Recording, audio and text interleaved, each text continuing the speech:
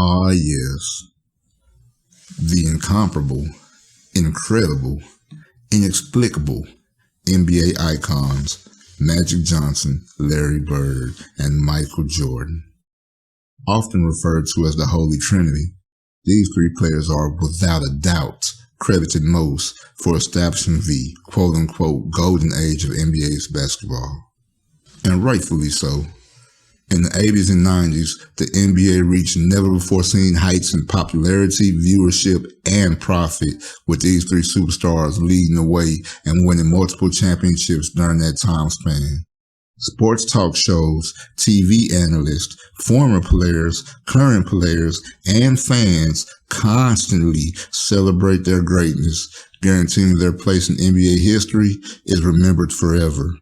But sports talk shows, TV analysts, former players, current players, and fans tend to not remember so fondly another guy who also won multiple chips in that same time span. A guy who just so happened to beat every player included in that high and mighty Holy Trinity. Not sure who I'm talking about? And this video's just for you.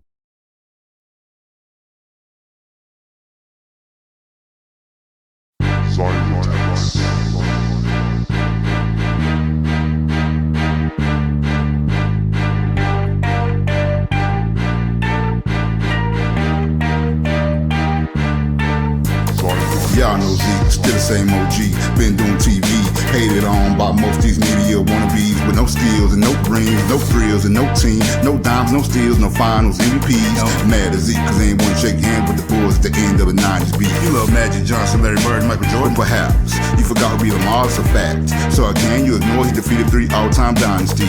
Y'all think I'm gonna let you rope Zeke? Oh please. You talking John Killers, he's OG, 6'1" and 180 LBs. He was doing it before Kyrie, Steph C, Trey Young, and CP3. Well, approach shot too sweet and sick handle so cold he broke me. Say he would never win cause he was just too small, and 89 showed me cool. And when the GO.A.T season wasn't any too good because 3 playoff losses to IT. Y'all better listen up closely. Anybody who think the new player's so hot but 11 was not, y'all are the reason we had to make this documentary. So y'all for keeping Zeke off the dream team, that's sad, boy.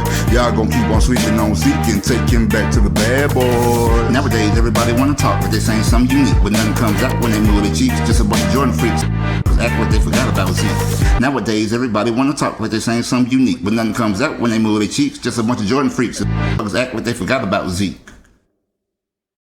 So just how does a multiple time champion, all-star, and overall legend of the game come to be overlooked? Well, to keep the biblical metaphors going, if Magic, Larry, and Michael were the Holy Trinity, then Isiah Thomas must have played the role of the devil. Isiah would eventually become the greatest adversary to the NBA's royal hierarchy. And whereas Magic, Larry, and Michael were portrayed as clean image, apple pie wholesome, red-blooded, American hardwood heroes, the portrayal of Zeke will be the polar opposite. In order to understand how this came to be, we have to go back, way back, to the start of it all.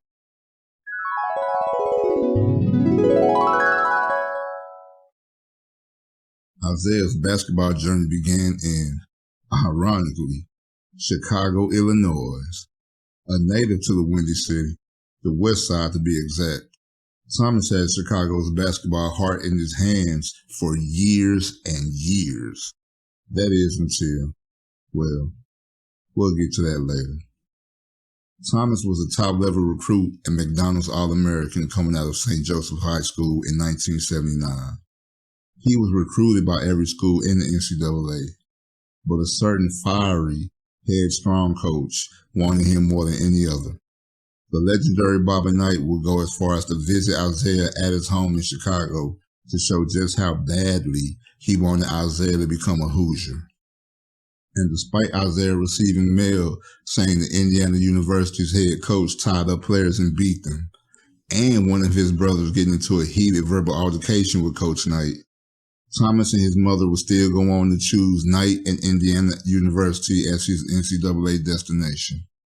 Mama Zeke would tell people that getting her son away from Chicago's West Side to a much, let's say, tamer Bloomington, Indiana, along with Knight's reputation as a disciplinary figure, that's her biggest reasons why.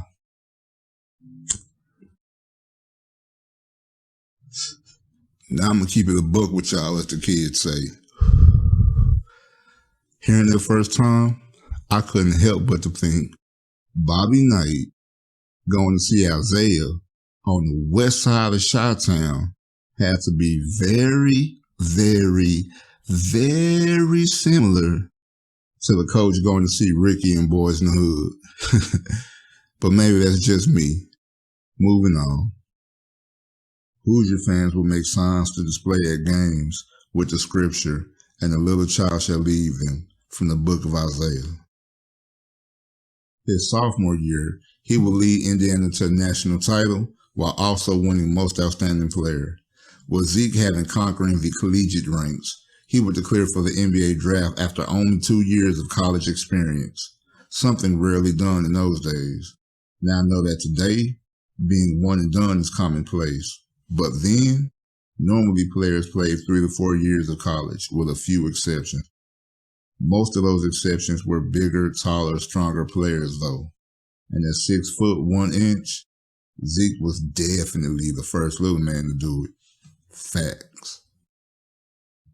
Thomas will be drafted in 1981 with the number 2 overall pick behind Mark Aguirre by the Detroit Pistons. A franchise in desperate need of a franchise-changing player. Detroit was in basketball purgatory, having suffered losing seasons in 8 of the last 10 years, including going 16-66, then 21-61, the 2 seasons prior to drafting Thomas. The hope was Isiah could turn the Pistons around as quickly as he did the Hoosiers. But the NBA is a completely different animal than the NCAA. And although Isiah would shine individually his rookie year, making the All-Star team as a rookie and then again as a sophomore, averaging 17 points per game, 8 assists, then 22.9 points per game and 8 assists, also finishing top 10 in assists both years. The individual success didn't quite translate to team success as fast as it had in Bloomington. I mean, sure, the Pistons were no longer the woeful 16-60-16 from 1980, going 39-43 and 37-45 respectively Isiah's first 2 years. But the playoffs continued to be something Detroit could not accomplish. And with the Boston Celtics establishing themselves as the official beast of the East, next level success for Thomas and the Pistons seemed light years away. Before the 1983-84 season, Detroit were hired an unorthodox but brilliant new head coach in Chuck Daly. The pairing of Thomas and Daly would pay off immediately, as the Pistons would make the playoffs for the first time in 6 seasons. Zeke averaged a stellar 21.4 points, 11 assists, and 2.6 steals a game in the first-round matchup versus the New York Knicks, losing a contested 5-game series, the max for first rounds at that time. The following season of 84-85, they would advance past the first round, then lose a semifinals matchup versus defending champions in the 6-game series, the Boston Celtics. Daly, Thomas, and Detroit have made some serious progress, but having Isiah as its only legitimate scoring threat and Bill Laimbeer playing the role as a tough guy enforcer, Detroit's front office knew upgrading the roster was a must. The Pistons will pair Zeke in the backcourt with another scorer and hard-nosed defender by drafting Joe Dumars with the 18th pick in 1985. Then bolster their front court the next year, drafting John Salley and Dennis Rodman with the 11th and 27th picks in 1986, also trading for Rick Mahorn and the extremely talented Adrian Dantley. Now, low-key, the Dantley move was big time. A 2-time scoring champion and career 26.7 point per game player at that point. The roster changes will prove to be just what the doctor ordered, as Detroit finished 52-30 and third in the Eastern Conference, and also found themselves in the conference finals for the first time since 1962, facing the Boston Celtics. The series will be a physical, back and forth, knockdown, drag them out, highly contested affair that will go all 7 games before Boston emerged as the victor, or should I say, survivor. And although Zeke and the Pistons lost, one thing was made clear. This Detroit team and its little man leader were legit. The once upon a time laughingstocks of the NBA were now a threat to be taken seriously, and they knew it. The rise will continue in the 87-88 season. Isiah and the Pistons would improve to a 54-28 record and finish second in the Eastern Conference, only 3 games behind the highly vaunted Boston Celtics. Zeke will put up averages of 22 points, 9 assists, 5 rebounds, and a playoff 2.9 steals per game, en route to leading his team to an Eastern Conference Finals rematch versus Bird, McHale, Parrish, and the big bad Boston Celtics. Winners of 3 championships and 5 conference titles the previous 7 seasons. But this time around, there wouldn't be a need for a Game 7.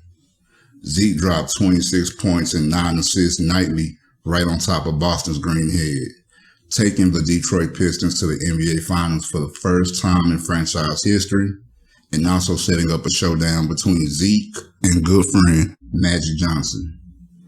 Magic and the LA Lakers had been to the Western Conference, what the Boston Celtics had been to the Eastern Conference, perhaps even more so. Isiah's reward for finally eliminating one of the NBA's top 2 marquee franchises would be to face the other for the right to be called champion. It will pit the established kings of the court, the LA Lakers, against new kids on the block, the Detroit Pistons, and the series will be nothing short of classic. It would sway back and forth, with Zeke in Detroit taking Game 1, Magic in LA taking Games 2 and 3, followed by Zeke in Detroit taking Games 4 and 5. Thomas and the Pistons were up 3-2, 1 win away from an NBA title, but going back to LA looking for that one more win. Game 6 will be legendary, disappointing, and history-changing all at the same time for Isiah Thomas. With Detroit struggling offensively, Thomas began the second half ultra-aggressive on offense. Having scored 14 points in the third quarter, Isiah injured his ankle on an assist to Joe Dumars. He left the game briefly, but returned to score 11 more points in the third quarter and give Detroit a 2-point lead heading into the fourth. The game will remain tight, and the controversial foul called against Bill Laimbeer gave Kareem Abdul-Jabbar free throws to put LA ahead for good. Isiah would finish with 43 points, including 25 in the third, 8 assists, and a game-high 6 steals. But LA would win 103-102, tying up the series at 3 games apiece. Thomas would go on to play Game 7, but would clearly be hobbled by his ankle and wouldn't be as effective as usual, giving LA the advantage in a highly contested Game 7 and a 108-105 win, making the Lakers champions once again, while also leaving Zeke short of his first title. Normally, after such a heroic performance as Zeke's Game 6, players are lauded and adored, but this wasn't the case for Thomas. 3 seasons prior, Zeke and the Pistons being lovable, scrappy underdogs with no real chance of contending for a title was a cute story for media and fans alike. But after putting the nails in Boston's coffin and getting close as possible to defeating America's favorite Showtime Lakers, the public began to turn on Isiah Thomas and his team. For as much hoopla as you hear from today's fans about missing the quote-unquote physical play from the old days, it was actually used against Zeke and his squad, being labeled bullies and dirty players by some media outlets and some fans. But if they had reasons to hate on Zeke before, the next season, Isiah will be sure to give them even more reasons to do so. During that offseason, Detroit's front office will make one final move, trading Adrian Dantley for Mark Aguirre, and the 1988-89 NBA season became Isiah Thomas's undeniable announcement that this little man had evolved to be an NBA giant. Thomas and the Pistons, to be quite frank, kicked everybody's ass that year, finishing with a franchise best 63-19 record and first in the Eastern Conference. Isiah and crew made short order of the entire league, continuing its dominance in the playoffs. Zeke led playoff series victories of 3-0 versus the not too long ago close competitors, the Boston Celtics, in the first round, 4-0 versus the Milwaukee Bucks in the second round, 4-2 versus the Chicago Bulls in the conference finals, and an overwhelming 4-0 sweep versus the defending champion LA Lakers. Isiah will emphatically defeat Larry Bird, Michael Jordan, and Magic Johnson, all in the same playoff year. Let that marinate.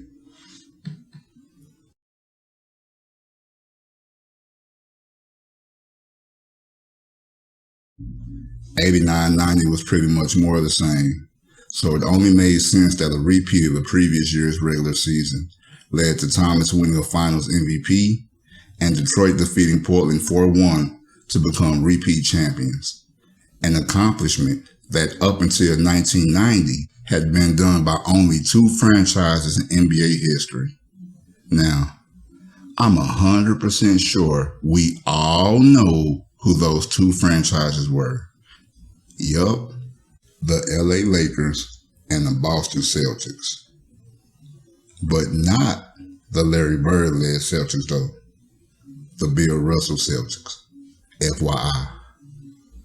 In 9 years of play, Isiah Thomas had managed to turn a perennial lottery team into a perennial playoff team, elevated his team to eventually surpass Larry Bird and the unquestioned marquee franchise of the Eastern Conference, the Boston Celtics, dethroned the doubly unquestioned marquee franchise of the Western Conference, Magic Johnson and the LA Lakers, in a sweep no less, and hold off multiple scoring title winner, MVP winner, All-Star MVP winner, Defensive Player of the Year winner, and the world's consensus choice for best player in the league, Michael Jordan. Or, as Bird once described him, God disguised as Michael Jordan in basketball shoes. So if MJ was God, then like I said earlier, Isiah must have been the devil. In short, the short player with tall determination was able to place himself and his team on a short list of who's who. Zeke had unequivocally scaled the highest NBA mountains, and the little man had become Mr. Big, but not because of his size. 8-Ball and MJG forever, by the way. Isiah was now officially NBA royalty in his own right, and the bad boys were legendary. But not everybody was happy with this new basketball reality. Maybe the greatest, and certainly the most intense rivalry in NBA history, is the 4-year war between the Chicago Bulls and the Detroit Pistons. Well, most of us perceive it as that way, and why not? I mean, the matchup had all the spice you need. Pete, local Chicago kid conquers the NBA world.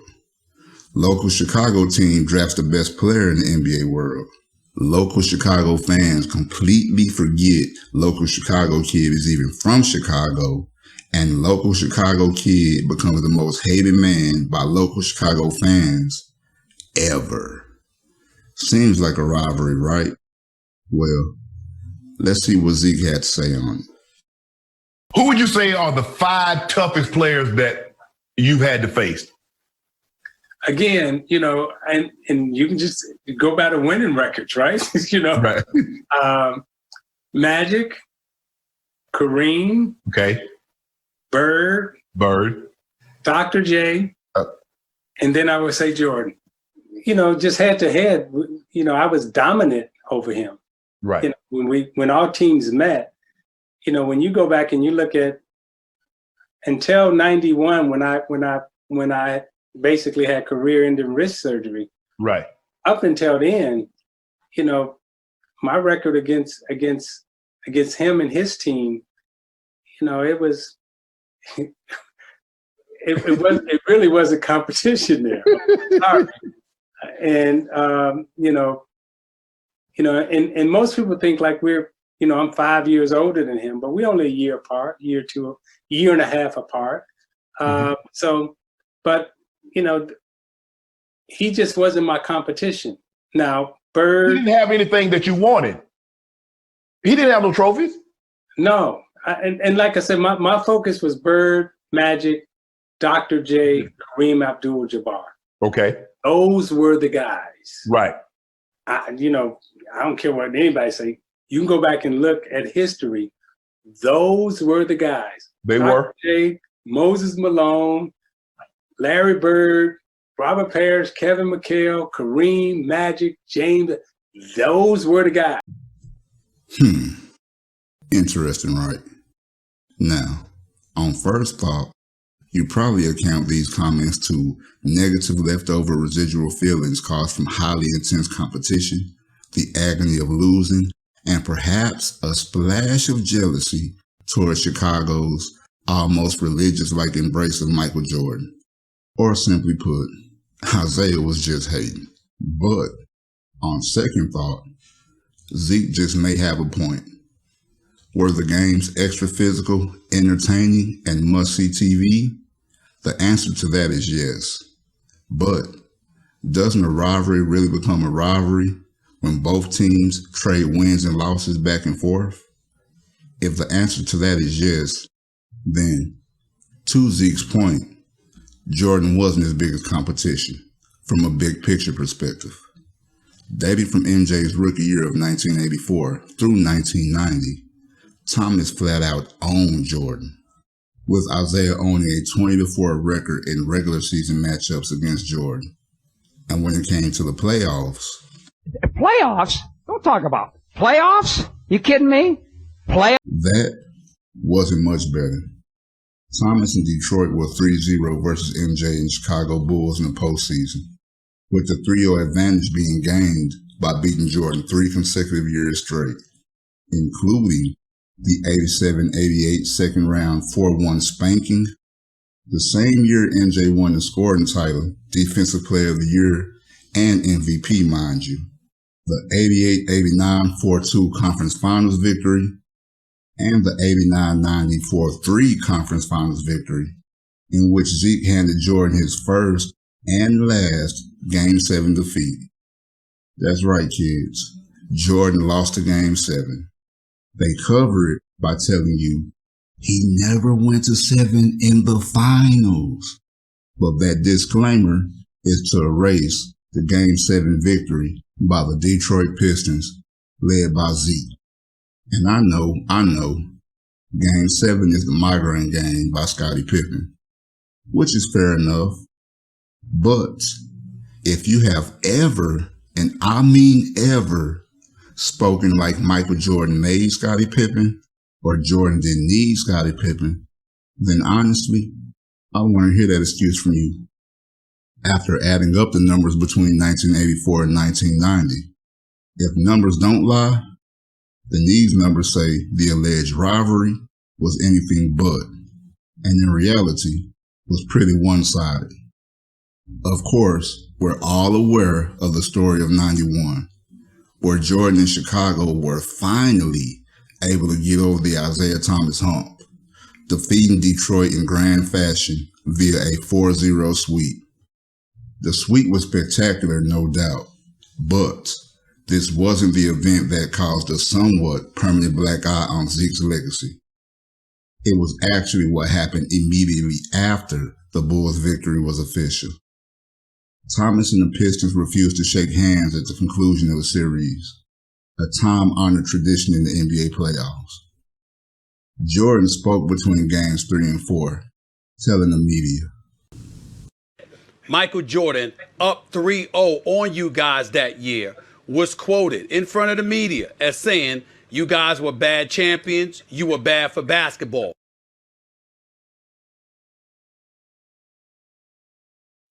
Combine that with the handshake refusal, plus Isiah and Company's already somewhat shoddy reputation, and you have the perfect ingredients for cancel culture, long before cancel culture was even a thing.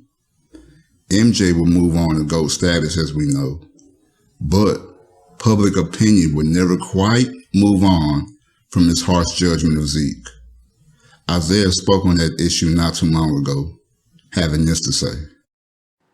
You know, it's okay for him to hate the team, but to have me to have us to personalize it, you know, in terms of us as individuals, then that's different. I mean, the rivalry was the rivalry, and teams, you know, they don't like each other when they're playing, but that's on the floor. That's not off the floor. And we competed hard against the Chicago Bulls.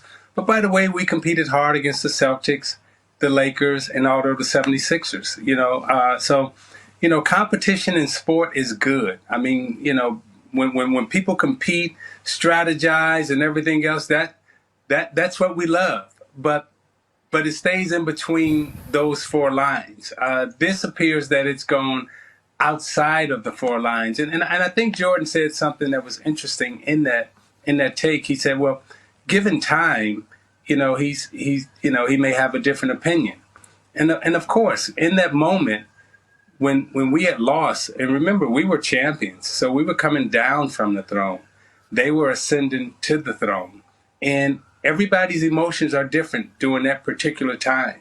And while we were coming down and they were rising during that emotional period of time, did we do everything correctly? No. Did they do everything correctly? No.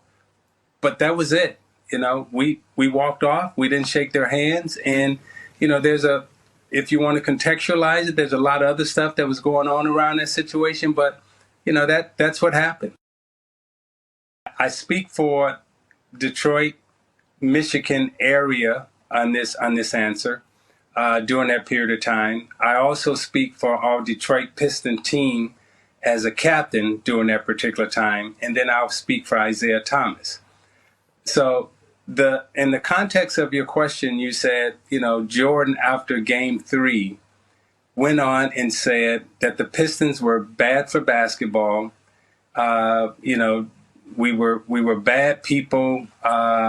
We didn't earn our championships, and you know, so forth and so on. Well, that didn't sit right with us as the Detroit Pistons basketball team, nor did it sit right with Detroit, because at that time and still today, Detroit is looked at as a city that is always looked over, second class, not good enough, so forth and so on.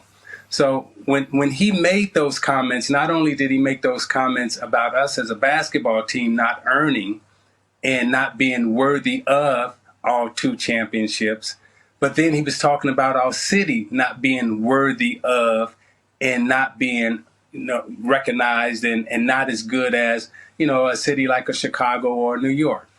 Now, the third piece of that is the captain of the basketball team. We prided ourselves as one unit. We marched like soldiers in terms of this is how we act, this is what we do, and this is what we do as a unified group. And nobody broke ranks. And that's what we prided ourselves on, and that's how we acted and conducted ourselves as a team, publicly and privately. And so when Lambeer, as a co-captain and one of our leaders, said, hey, this is how we're going to respond to them talking so negatively about us after Game 3 and saying that we did not earn it, we did not deserve it, we wasn't worthy of being champions. After the journey that we had taken through Boston, LA, so forth and so on, emotionally, mentally, we were all in a place of, hey, that really hurt. Because it's one thing for Phil Jackson to speak that way about, you know, a champion. But for Michael Jordan at that time, who hadn't become a champion, he hadn't won yet. And for him to pass judgment, key word, for him to pass judgment on our team and us as individuals, that hurt. And that's the context of us leading up to saying, okay, we're just going to walk off and be done with it. Unfortunately, Zeke's not so flattering public perception would later come to cost him an opportunity many believed he was deserving of. 91-92 will be a down year for Thomas and the Pistons.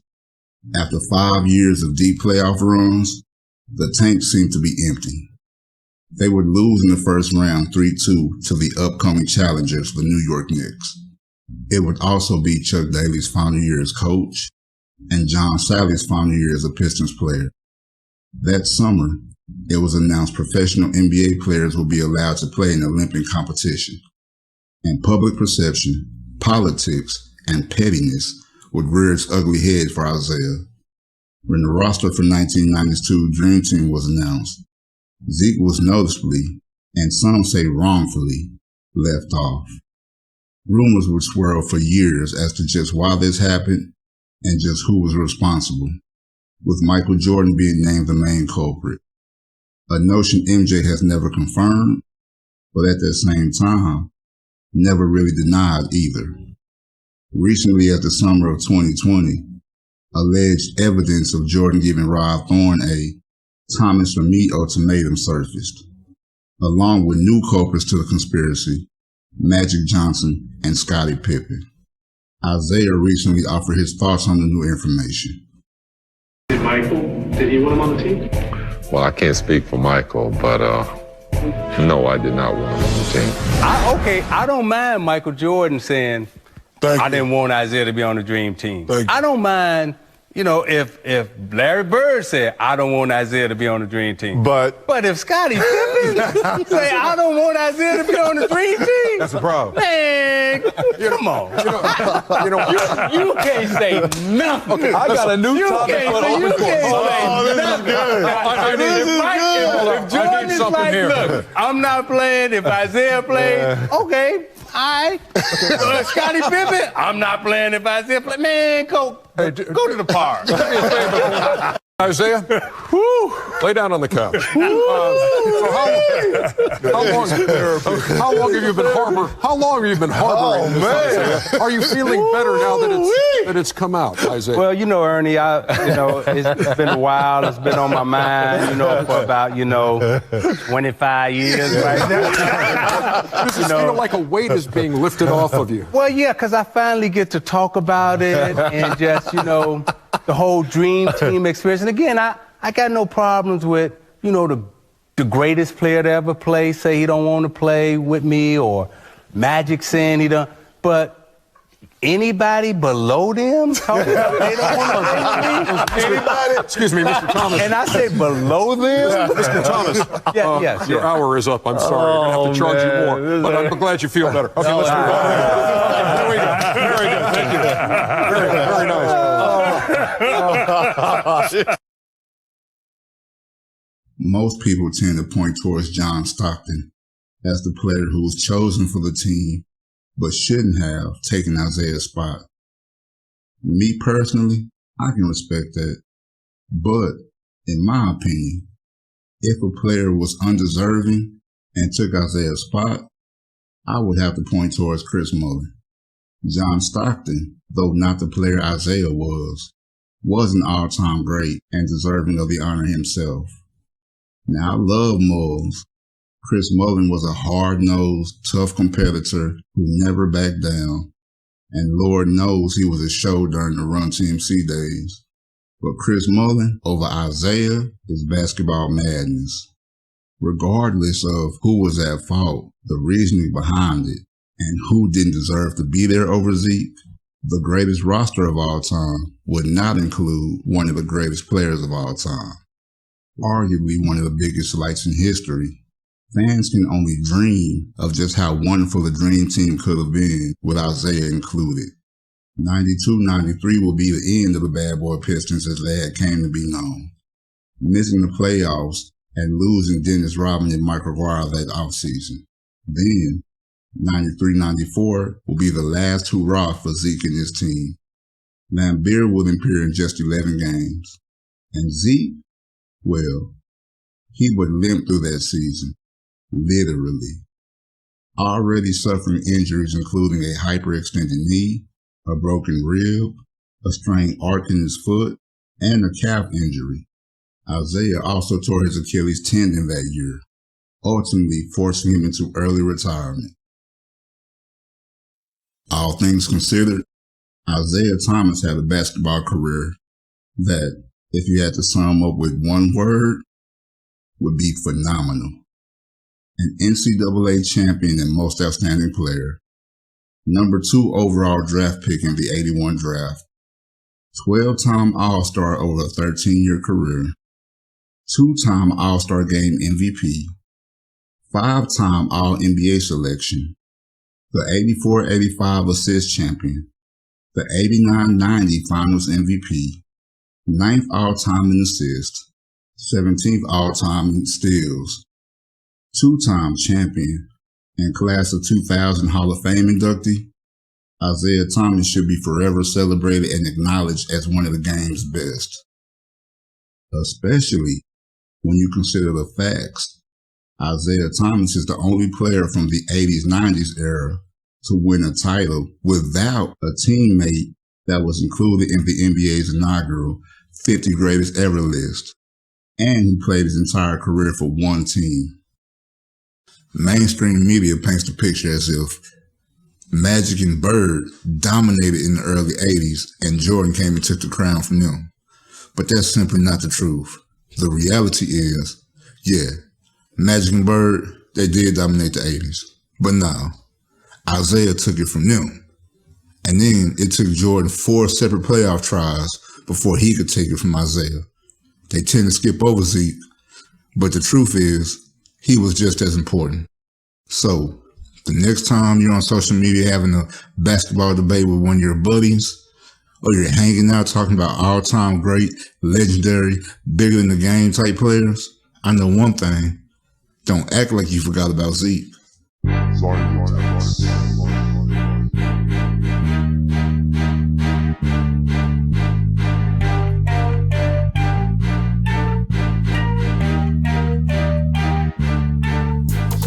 Y'all know Zeke, still the same OG, been doing TV, hated on by most these media wannabes with no skill.